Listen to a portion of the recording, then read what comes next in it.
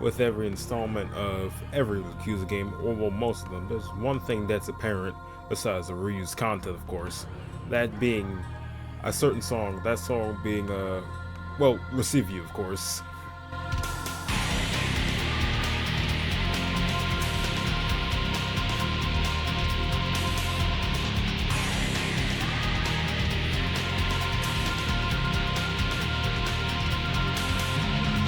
As stated before, there are plenty versions of Receive You that correlate to each Yakuza game.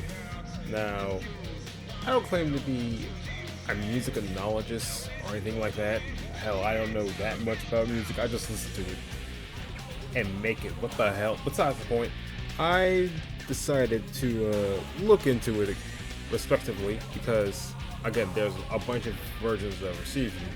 Just to give a list, there was Receive You and Receive You the prototype from Yakuza 1.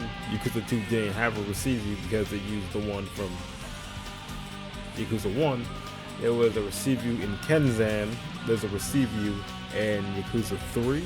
There's a Receive You in Yakuza 4. Receive and Bite You. Now that one, that's one of my favorites.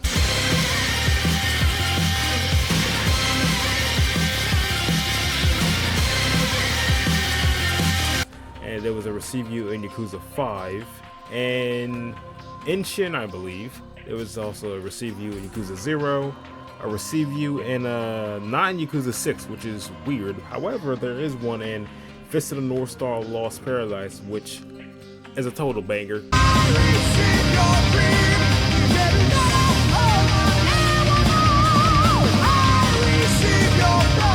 Go listen to it.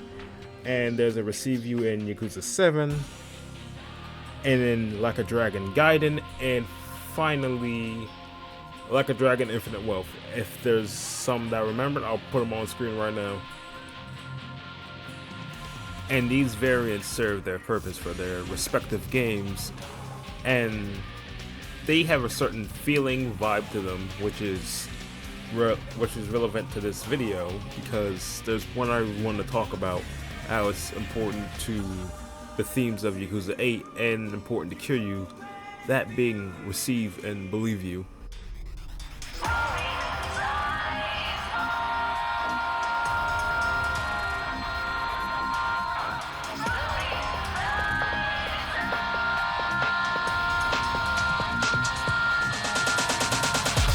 With this being Kiryu's final and supposed final game in the entire Yakuza series, it will make sense if the composer of Yakuza 8 made the best or most modernized, rebuild, rehash version of Kiryu's original theme. Not his theme, but yeah, let's remake Receive You entirely.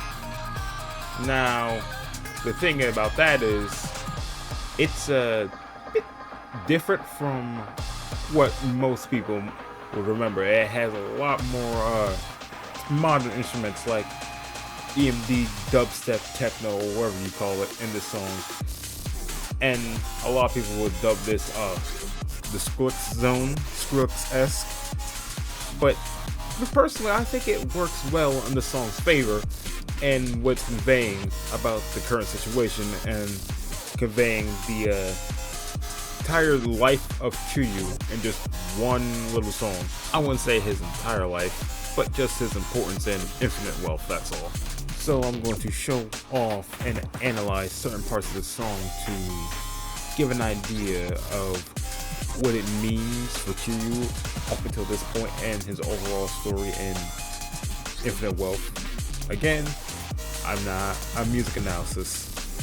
I just listen to it and make it. So to make it easier for myself, I'm not going to break down the entire instrumental. No, I will just section the song up in bits and I'll just analyze that as I go along. Now in the beginning of the track, we can hear a familiar, different, but familiar tune. The original version of Receive You, with instead of acoustic guitars, has distorted guitars.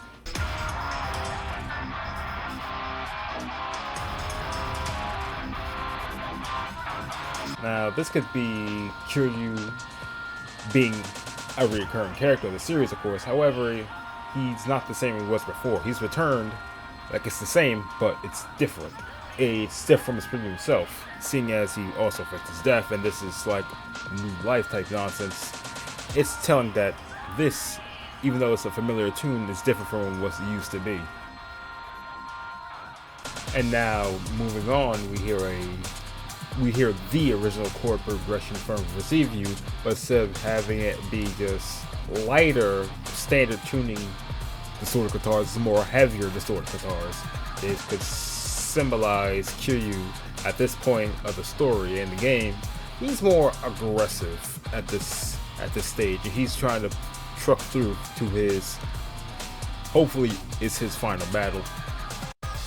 Now at this point, you also hear some dubstep as well as guitar, and it works really well for this track in terms of its storytelling. The guitar is doing its thing, however, creeping behind it is this dubstep modern age instrumental type beat, and it's slowly taking over the song, being the main point. This is Kiryu, who is being overwhelmed by this new age of Yakuza nonsense and their way of dealing with things and handling business. It's not as obvious as it was before, it's more subtle, and that just takes him by surprise. And now that he is over encumbered, he is thrown to the sideline by this new age of technology, Yakuza, just a lot of things.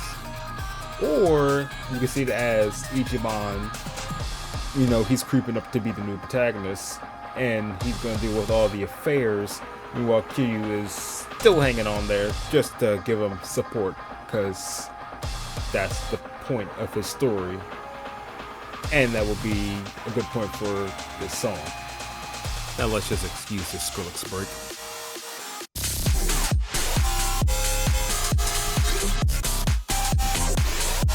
And now at this point in the song, we've reached the Skrillex zone, which is now the main focus of the entire song. The guitar is audible, it makes brief appearances, but it's not important. The dubstep is.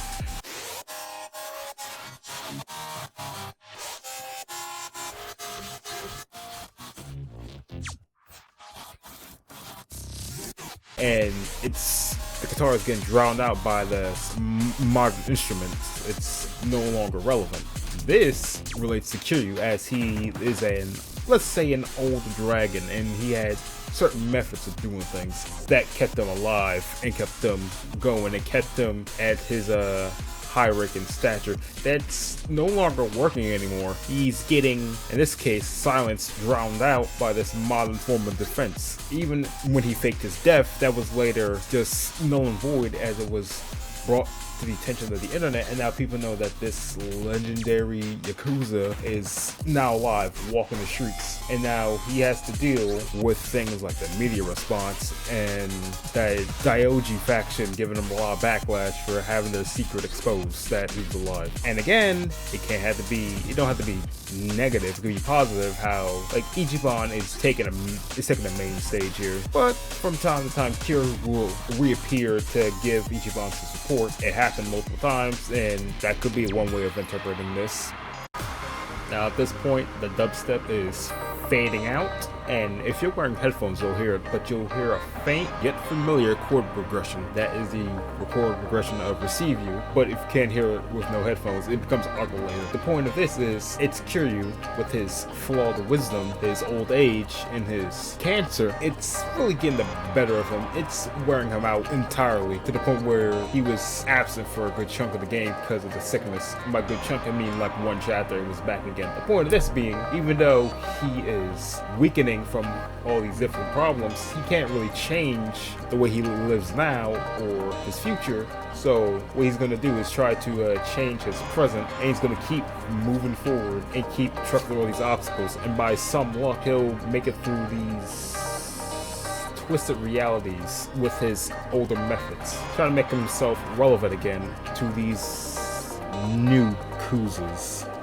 The fact that I wrote that in the script, this is fucking terrible. Why did I write this shit?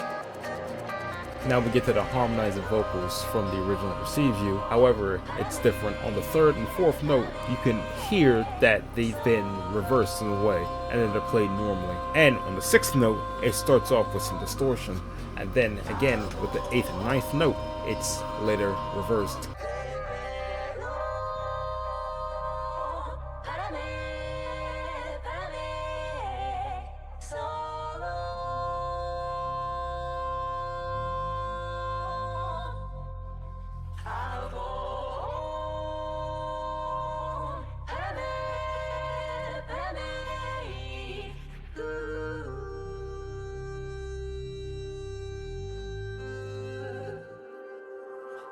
Now this works perfectly for the dynamic of Kiryu and Enba, whose Kiryu's ideal is that people from the Yakuza, like him, Sajima, Majima, Ichiban, whoever, Daigo, they can make a turnover and change for the better to be more positive and all that. Enba, whose life was practically ruined because of the Yakuza, when he hears Kiryu's philosophies, it sounds distorted to him. It's like he's just kind of distort his mind. So he takes those ideals and reverses on them and say that people like chairmen, patriarchs, captains, whoever, they are terrible people who lied, manipulated, killed just to get to their current ranking, their current holding, and they're not even worthy of an ounce of forgiveness in any way, shape, or form. Now that makes a whole lot of sense when you hear these two parts and how they intertwine with each other. It's also worth noting that I count this as one note, even though technically it sounds like 2 different notes. So yeah, it doesn't matter. This video is almost done anyway. Let's wrap it up. And as the intro of the song is now repeated at the end, it has the audible words of Receive You being the last notes of the song.